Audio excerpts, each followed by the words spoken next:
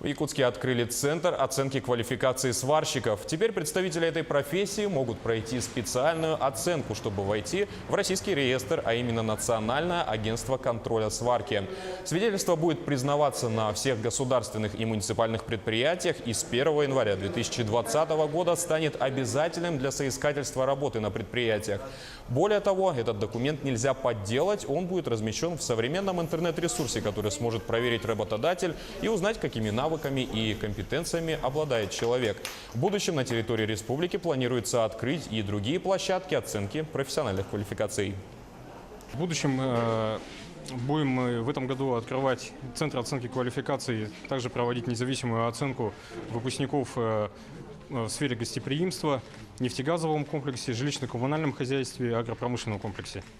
Это в соответствии с дорожной картой, утвержденной председателем правительства в 2018 году, в которой участвуют все отраслевые советы при министерствах и ведомствах Республики Якутия.